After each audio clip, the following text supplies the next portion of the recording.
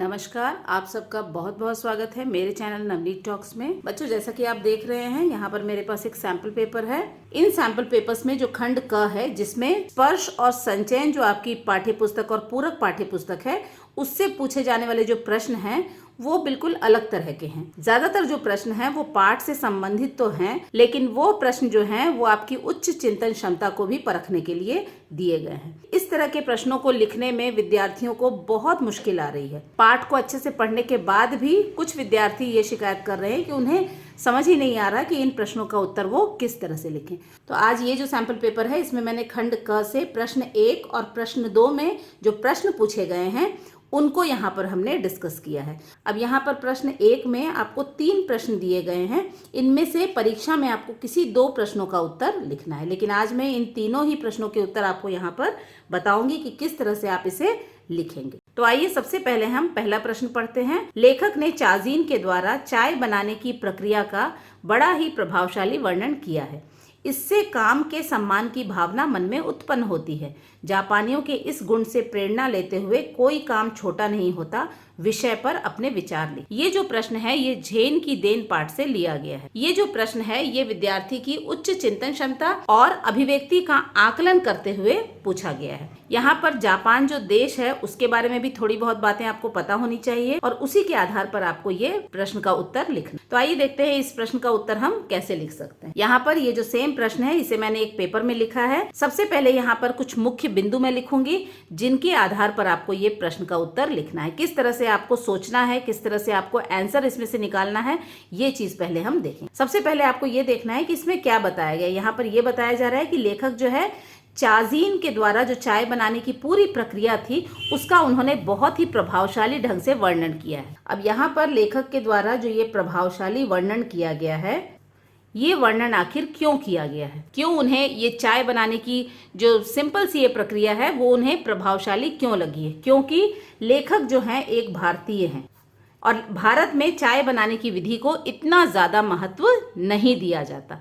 इसीलिए ये जो लेखक हैं जब उन्होंने इस चाय बनाने की प्रक्रिया को देखा तो उन्हें ये बहुत ही अजीब लगा और बहुत ही प्रभावशाली ढंग से उन्होंने इस चाय बनाने की पूरी प्रक्रिया का वर्णन किया है। तो यहाँ पर आपको पहला जो भाग है प्रश्न का उसके लिए आपको ये सेंटेंस लिखना है।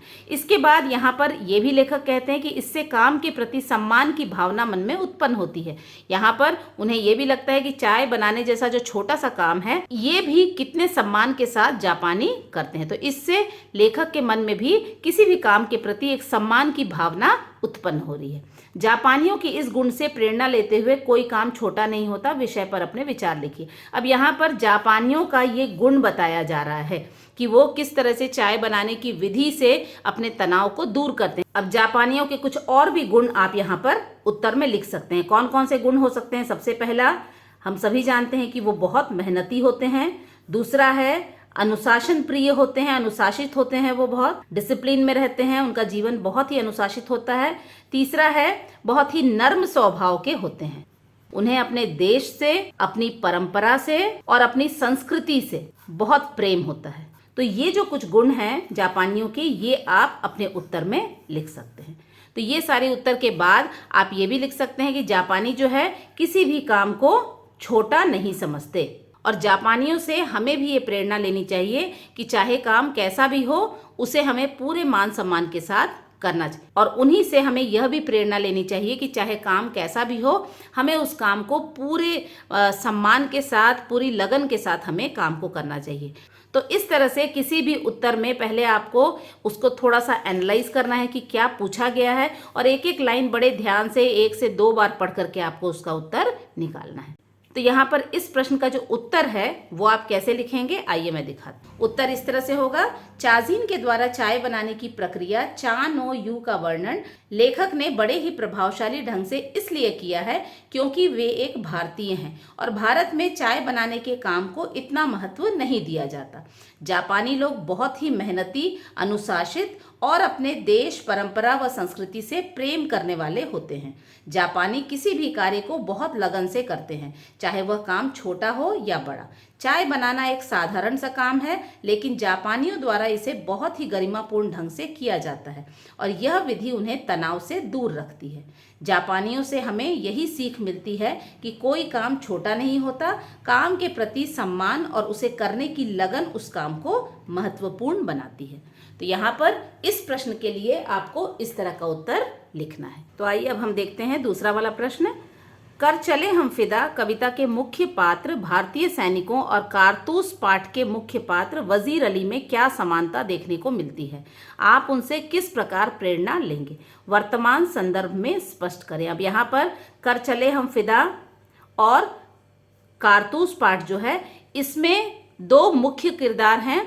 कर चले हम फिदा में भारतीय सैनिकों को मुख्य किरदार में लिया गया है और कारतूस में, जैसा कि हमें पता है, वजीर अली मुख्य पात्र है। इन दोनों में ही क्या समानताएं आपको, क्या सिमिलैरिटीज आपको देखने को मिलती हैं, आपको पाठ के आधार पर ये बताना है। ये दोनों ही जो पात्र हैं उनसे आप किस तरह से प्रेरणा लेंगे, ये आपको लिखना है और वर्तमान संदर्भ में स्पष्ट करें। आज की जो भारत की स्थिति है उसके संदर्भ में आप अपने विचार यहाँ पर लिखेंगे। तो आइए देखते हैं इस प्रश्न का उत्तर आप कैसे लिखेंगे। अब यहाँ पर इस प्रश्न को मैंने इस पेपर में लिख दिया है। इस प्रश्न से संबंधित कौन कौन से संकेत बिंदु होंगे, किस तरह से इस प्रश्न का उत्तर हम लिखेंगे, सबसे पहले हम यहाँ पर जो कीवर्ड्स हैं उनको हम डिस्कस कर लेते हैं। यहाँ पर कर चले हम फिदा, इसमें भारतीय सैनिक जो हैं ये मुख्य पात्र हैं और कारतूस में वजीर अली इनके मुख्य पात्र हैं। अब इनमें क्या सिमिलैरिटीज हैं, क्या समानताएं हैं, ये आपको लिखना है। सबसे पहली जो चीज है वो है साहसी हैं, निडर हैं और वीर हैं। दूसरी चीज है देशभक्त हैं, इसके साथ ही साथ बलिदानी हैं। बलिदानी का मतलब है अपने देश के लिए बलिदान होने से भी वो पीछे नहीं हटने वाले। इसके बाद है स्वाभिमानी हैं, अपने स्वाभिमान की किस तरह से रक्षा करनी है ये इन्हें अच्छे से, कैसी भी परिस्थिति में ये कभी भी अपना सिर झुकने नहीं देंगे। दोनों ही पात्रों में ये जो कुछ बिंदु हैं, ये जो कुछ गुण है वो पाए जाते हैं। तो इसे आप आंसर के रूप में लिखेंगे। अब यहाँ पर आप उनसे किस प्रकार प्रेरणा लेंगे, तो आप किस तरह से प्रेरणा लेंगे कि आप भी इन्हीं की तरह साहसी बनना चाहेंगे, निडर रहना चाहेंगे, वीर बनना चाहेंगे। अपने देश के प्रति आपकी भक्ति भी उतनी ही होनी चाहिए जितनी कि इनके लिए थी।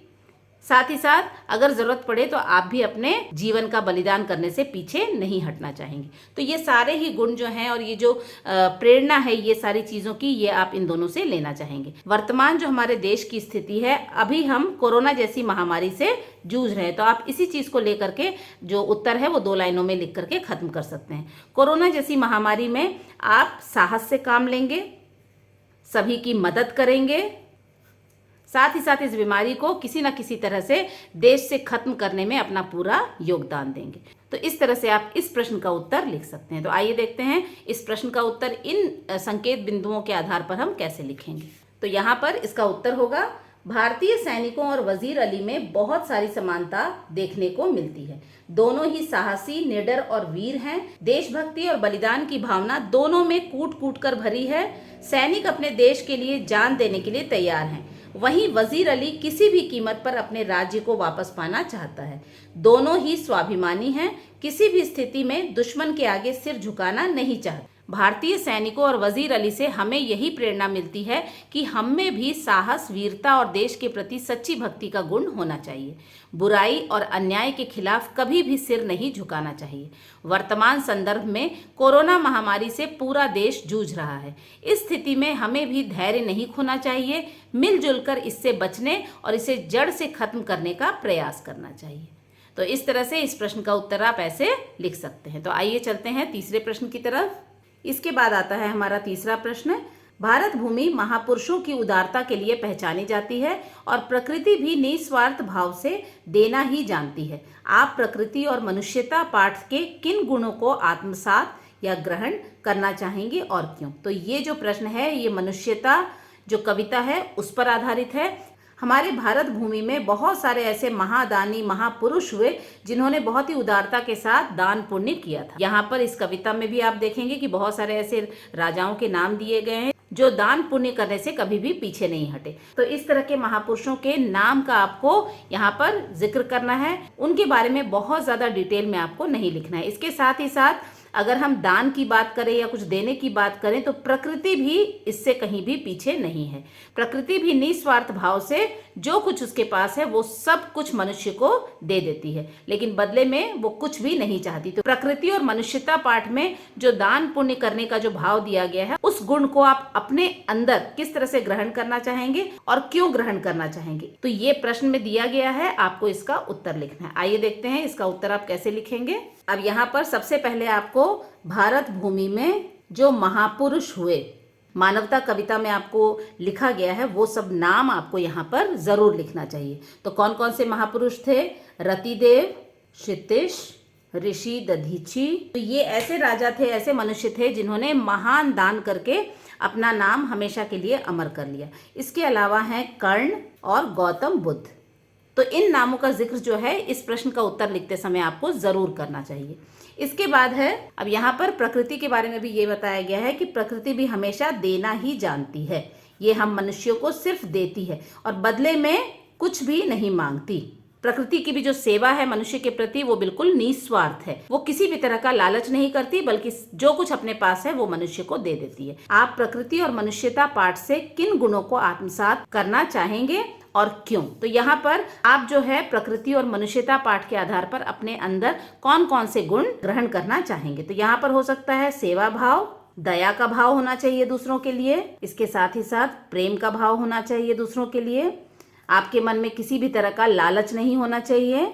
किसी लाभ के लिए आप ये सारी चीजें नहीं करना चाहेंगे। आप अपने अंदर इस तरह के भाव जरूर उत्पन्न करना चाहेंगे। और ये क्यों करना चाहेंगे? क्योंकि अगर आपके अंदर ये सारे भाव होंगे तो आप सच में मनुष्य कहलाएंगे। आपके मरने के बाद भी, आपकी मृत्यु के बाद भी लोग आपको मान और सम्मान देंगे और आपका नाम अमर हो जाएगा। और अगर आपको ईश्वर ने मनुष्य रूप में जन्म दिया है तो आपके अंदर ये सारे भाव अवश्य होने चाहिए। इन सारे कीवर्ड्स या इन सारे संकेत बिंदुओं के आधार पर ही आपको इस प्रश्न का उत्तर लिखना है। आइए देखते हैं किस तरह से इस प्रश्न का उत्तर आप लिखेंगे। इस प्रश्न का उत्तर कुछ इस तरह से होगा। भारत भूमि में बहुत सारे महापुरुष जैसे रतिदेव, क्षितिज, दधीची, कर्ण और गौतम बुद्ध अपनी उदारता के लिए आज भी जाने जाते हैं। यह ऐसे महादानी थे जिन्होंने दान करते समय अपने प्राणों तक का मोह नहीं किया। वहीं दूसरी तरफ प्रकृति भी निस्वार्थ भाव से सिर्फ देना ही जानती है, बदले में वह हमसे कुछ भी नहीं चाहती। प्रकृति और मनुष्यता पाठ से हमें भी सेवा, दया और करुणा का भाव ग्रहण करने की प्रेरणा मिलती है। कोई भी कार्य हमें निस्वार्थ भाव से करना चाहिए, तभी हम सच्चे मनुष्य कहलाएंगे। लोग ऐसे मनुष्यों को उनकी मृत्यु के बाद भी मान और सम्मान के साथ याद रखते हैं। वे हमेशा के लिए अमर हो जाते हैं। तो इस तरह से इस प्रश्न का उत्तर आपको ऐसे लिखना है। इसके बाद आइए हम देखते हैं दूसरा प्रश्न। इसमें भी 2 प्रश्न दिए गए हैं, उनमें से कोई एक आपको करना है और एक प्रश्न जो है वो 4 मार्क्स का है। यहाँ पर भी हम दोनों ही प्रश्नों के उत्तर देखेंगे और ये दोनों ही जो प्रश्न है ये स्पर्श भाग 2 से ही पूछे गए हैं। तो आइए देखते हैं किस तरह के प्रश्न है ये। पहला प्रश्न है, वर्तमान समय में तनाव का मुख्य कारण आपसी प्रतिस्पर्धा और भविष्य के प्रति कई आशंकाएं हैं। क्या हमको भी झेन की देन जैसी किसी परंपरा की आवश्यकता है? तर्क सहित उत्तर दें। ये प्रश्न भी झेन की देन जो पाठ है उससे पूछा गया है। ये मनुष्य के तनाव के बारे में है। आज हर कोई तनाव भरा जीवन जी रहा है और वो हमेशा किसी न किसी से प्रतिस्पर्धा कर रहा है, भविष्य की चिंताओं में डूबा हुआ है। इन सारी चीजों के कारण उसका जीवन तनाव से भरा हुआ है। इस तनाव को दूर करने के लिए क्या आप मानते हैं कि झेन की देन जो परंपरा है जापान की, क्या ऐसी ही किसी परंपरा की आवश्यकता हमें भी है? तो इस चीज के लिए तर्क देते हुए आपको इसका आंसर जो है या उत्तर जो है वो लिखना है। तो आइए देखते हैं इस प्रश्न का उत्तर हम कैसे लिखेंगे। अब यहाँ पर इस प्रश्न के लिए आपको सबसे पहले यही लिखना है कि आज हर कोई तनाव में जी रहा है। कोई भी ऐसा मनुष्य नहीं है जिसका जीवन जो है वो तनाव से न गुजर रहा हो। अब यहाँ पर ये तनाव का कारण क्या है? चूंकि ये प्रश्न जो है वो 4 मार्क्स का है, इस प्रश्न का उत्तर आपको 70 से 80 शब्दों में लिखना है, तो ये थोड़ा सा आपका बड़ा ये उत्तर होगा। तो यहाँ पर आप तनाव के कारण लिख दीजिए। क्या क्या कारण हो सकता है? कारण आपका यहीं पर दिया गया है। आपसी प्रतिस्पर्धा है, भविष्य के प्रति कई आशंकाएं हैं। तो ये जो बिंदु हैं इन्हें आप कारण जो है तनाव के उसमें लिख सकते हैं। तो पहला है प्रतिस्पर्धा, दूसरा है भविष्य की चिंता, और आगे आप एक दो चीजें और लिख सकते हैं। एक और हम लिख देते हैं, असंतोष की भावना। तो ये जो चीजें हैं ये मनुष्य के तनाव का बहुत बड़ा कारण है। अब एक समय ऐसा आता है जबकि मनुष्य इस तनाव से परेशान हो जाता है और इस तनाव को वो दूर करना चाहता है। तो अब हमें अपने विचार लिखने हैं, क्या हमें भी झेन की देन जैसी किसी परंपरा की आवश्यकता है? तो यहाँ पर आपको उत्तर देना है हाँ। तनाव जब बहुत ज्यादा बढ़ जाता है तो हर कोई यही चाहता है कि इस तनाव को किसी न किसी तरीके से वो दूर करे। झेन की देन परंपरा जो है वो जापानियों के लिए वरदान साबित हो रही है, क्योंकि इस परंपरा से वो अपना तनाव दूर करते हैं। अब यहाँ पर जो भारत है वो भी प्रगति की राह पर बहुत तेजी से आगे बढ़ रहा है। अब भारतीय लोग जो महानगरों में रहते हैं वो काम में इतने व्यस्त हैं कि उन्हें किसी भी और चीज की फुर्सत नहीं है। अब इससे क्या होता है, उनके जीवन में तनाव बढ़ने लगता है। अब इस तनाव को दूर करने के लिए निश्चित ही हमें जापान में जो झेन की देन परंपरा है उसी तरह की परंपरा की हमें भी जरूर आवश्यकता पड़े, ताकि हम मानसिक रोगों से दूर रहें और एक तनाव रहित जीवन। तो इस तरह से इन संकेत बिंदुओं के आधार पर आपको उत्तर लिखना है। तो आइए देखते हैं इसका उत्तर कैसे होगा। तो इसका उत्तर कुछ इस तरह से होगा, वर्तमान समय में ज्यादातर लोग तनाव से भरा जीवन जी रहे हैं। इस तनाव का मूल कारण आपसी प्रतिस्पर्धा, भविष्य की चिंता और असंतोष की भावना है। एक समय के बाद इस तनाव से बचने के लिए मनुष्य को तरह तरह के उपाय करने पड़ते हैं। जापानी लोगों को तनाव दूर करने के लिए झेन की देन परंपरा जैसा वरदान मिला है। महानगरों में रहने वाले भारतीय लोगों के तनाव भरे जीवन को देखकर यही लगता है कि हमें भी ऐसी ही किसी परंपरा की आवश्यकता है जो हमारे तनाव को दूर कर सके। भारत भी आजकल प्रगति के दौर से गुजर रहा है। प्रगति की इस अंधी दौड़ में लोग मानसिक रूप से बीमार होते जा रहे हैं। इससे बचने के लिए निश्चित ही हमें झेन की देन जैसी किसी परंपरा की आवश्यकता। तो इस तरह से आप इस आंसर को ऐसे लिख सकते हैं। तो आइए देखते हैं आज का जो अंतिम प्रश्न है। दुनिया भर में असहिष्णुता लगभग आम हो गई है। जाति, धर्म, रंग और वैचारिक रूप से भिन्न दृष्टिकोण रखने वाले लोगों के प्रति असहिष्णुता की घटनाएं बढ़ती जा रही हैं। सहिष्णुता की परिभाषा पर विचार करें तो जिस विश्वास और प्रथा को हम पसंद नहीं करते उसमें बाधा डालने की बजाय संयम बरतना ही सहिष्णुता है। कवि मैथिली शरण गुप्त ने कहा, अतर्क एक पंथ के सतर्क पंथ हो सभी। इस पंक्ति की सार्थकता व वर्तमान समय में इसका औचित्य स्थापित। तो ये जो प्रश्न है ये भी मनुष्यता कविता से लिया गया है। आइए हम देखते हैं इस प्रश्न का उत्तर हम कैसे लिखेंगे। यहाँ पर इस प्रश्न में दो शब्द जो दिए गए हैं, असहिष्णुता और दूसरा है सहिष्णुता। तो यहाँ पर इन दोनों ही शब्दों का पहले अर्थ आपको जानना बहुत ही आवश्यक, तभी आप इस प्रश्न का सही उत्तर लिख पाएंगे। तो सहिष्णुता का मतलब होता है टॉलरेट करना, किसी भी चीज को बर्दाश्त करना, संयम बरतना, पेशेंस रखना। कभी कभी ऐसा होता है कि समाज में कुछ ऐसे लोग होते हैं जिनके विचारों से हम सहमत नहीं होते, तो वहां पर हमें संयम बरतते हुए अपना विरोध तुरंत ही प्रकट नहीं करना चाहिए। तो उसे कहते हैं सहिष्णुता। और असहिष्णुता का मतलब होता है जब कभी किसी के विचारों से, किसी के मतों से अगर हम सहमत ना हो तो तुरंत ही हम उसका विरोध प्रकट करने लगते हैं, उसके खिलाफ कुछ ना कुछ बोलने लगते हैं। तो ये होता है संयम न बरतते हुए असहिष्णुता की स्थिति। तो ये दोनों ही जो स्थिति है ये आज समाज में देखी जा रही है। अब यहाँ पर इसका आधार है जाति, धर्म भी हो सकता है। हमें जब किसी दूसरे की जाति या धर्म से कोई ऐतराज हो, हमें पसंद ना हो, तो हम उसके विरोध में बोलने लगते हैं। तो ये सारी चीजें असहिष्णुता कहलाती हैं। रंग भेद भी हमारे समाज में बहुत है। काले गोरे का जो भेद है वो भी बहुत ज्यादा देखा गया है। और वैचारिक रूप मतलब विचारों से हम जब सहमत नहीं होते हैं लोगों के, तभी भी हम अपना विरोध जो है वो प्रकट करने लगते हैं। तो यहाँ पर इस तरह के लोग और इस तरह की परिस्थितियां हमें समाज में देखने को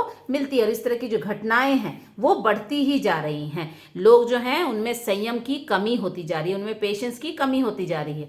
जो भी चीजें उनके विचार के विरुद्ध होती हैं या उनके मन के विरुद्ध होती हैं उसके लिए वो तुरंत ही आवाज उठाने लगते हैं। तो ऐसी घटनाएं समाज में अब धीरे धीरे बढ़ती जा रही हैं। यहाँ पर सहिष्णुता की परिभाषा दी गई है। इसके बाद ये पूछा गया है कि कवि मैथिली शरण गुप्त ने कहा है, अतर्क एक पंथ के सतर्क पंथ हो सभी। ये कविता की एक पंक्ति दी गई है, इसी के संदर्भ में आपको इसे समझाना है। यहाँ पर इस पंक्ति का भावार्थ लिखना बहुत ही जरूरी है और इस पंक्ति के आधार पर ही इसकी सार्थकता और वर्तमान समय में इसका औचित्य स्थापित करना है। वर्तमान समय में भी क्या ये पंक्ति हमारे समाज के लिए लागू होती है, इस चीज को देखते हुए हमें यहाँ पर इसका उत्तर लिखना है। तो आइए हम शुरू करते हैं इसका उत्तर लिखना। अब यहाँ पर यही लिखना है कि समाज में आज जो है लोग किस तरह से एक दूसरे के विचार पसंद नहीं करते, जाति, धर्म इसके खिलाफ भी लोग आवाज उठाते हैं। इसके साथ ही साथ उनके रंग रूप पर भी टीका टिप्पणी करते हैं, इसका विरोध भी जताने लगते हैं। ये सारी जो चीजें हैं वो आज समाज में बहुत ही आसानी से देखी जा रही हैं। इस तरह की घटनाएं समाज में बढ़ती जा रही हैं, लेकिन हमें इस तरह की बहस में नहीं पढ़ना है। और यहाँ पर कवि मैथिली शरण गुप्त जो है वो क्या कह रहे हैं, बिना किसी बहस में पढ़े हुए हमें अपने लक्ष्य की ओर चलते जाना है, बहुत ही सतर्कता के साथ। किस तरह से चलते जाना है? बहुत ही सतर्क होकर और सबको साथ लेकर हमें अपने लक्ष्य की ओर बढ़ते जाना है। यही कवि हमें संदेश दे रहे हैं। और आज के संदर्भ में अगर देखा जाए तो आज जिस तरह से हमारा पूरा देश कोरोना से जूझ रहा है, उस संदर्भ में तो हमें इस तरह से काम करना ही पड़ेगा। एक साथ हमें मिल करके इसके विरुद्ध काम करना ही पड़ेगा, तभी हम इस महामारी को हरा सकते हैं या अपने देश से निकाल सकते हैं। तो इस तरह से हमारे देश की जो वर्तमान परिस्थिति है, जो कोरोना जैसी महामारी हमारे देश में आ गई है, इसका जब तक हम मिलजुल कर सामना नहीं करेंगे तब तक हम इसे हरा नहीं सकते। तो इस पंक्ति को लेकर के ही आपको वर्तमान संदर्भ में जो कुछ भी आज हम सह रहे हैं या जो कुछ भी हम फेस कर रहे हैं उसको आपको लिखना है। तो आइए देखते हैं इसका उत्तर आप कैसे लिखेंगे। तो इस प्रश्न का उत्तर कुछ इस तरह से होगा, यह बिल्कुल सच कहा गया है। आज दुनिया भर में जाति, धर्म, रंग और वैचारिक भिन्नता इतनी अधिक बढ़ गई है कि आम व्यक्ति असहिष्णु होता जा रहा है। समाज में ज्यादातर लोग एक दूसरे के विचारों से बिल्कुल भी सहमत नहीं होते हैं। मनुष्यता कविता में दी गई पंक्ति अतर्क एक पंथ के सतर्क पंथ हो सभी के माध्यम से कवि मैथिली शरण गुप्त आज लोगों को यही समझाने का प्रयास कर रहे हैं कि हम चाहे किसी भी जाति, संप्रदाय और धर्म के क्यों ना हो, हमें किसी भी तरह की बहस में ना पड़कर पूरी सतर्कता के साथ सभी को साथ लेकर अपने लक्ष्य की ओर चलते जाना चाहिए। दूसरों के विचारों, मतों और धर्म का यदि हम सम्मान करेंगे तभी इस जीवन रूपी यात्रा में बिना किसी कष्ट के आगे बढ़ सकते हैं और अपने लक्ष्य को पा सकते हैं। तो इस प्रश्न का उत्तर आपको इस तरह से लिखना है। तो बच्चों, इस तरह से जो पाठ्य पुस्तक खंड है उसमें जो प्रश्न पूछे गए हैं, इनका उत्तर किस तरह से लिखना है, आशा है आप लोगों को ये चीज़ समझ में आई होगी और आप भी प्रयास करेंगे इस तरह के जो सैम्पल पेपर्स हैं उनके उत्तर लिखने की। इसमें और भी बहुत सारे प्रश्न दिए गए हैं और संचयन पाठ से जो प्रश्न दिए गए हैं इनके उत्तर भी हम अगले वीडियो में ज़रूर डिस्कस करेंगे। अगर रचनात्मक लेखन में भी आपको किसी भी तरह की परेशानी है तो आप ज़रूर मुझे कमेंट करें, मैं इस पर भी वीडियो ज़रूर बनाऊंगी। तो इसी के साथ आज का जो ये वीडियो है ये यहीं पर मैं ख़त्म करती हूँ। अगले वीडियो में फिर मुलाकात होगी, तब तक अपना ध्यान रखें। धन्यवाद।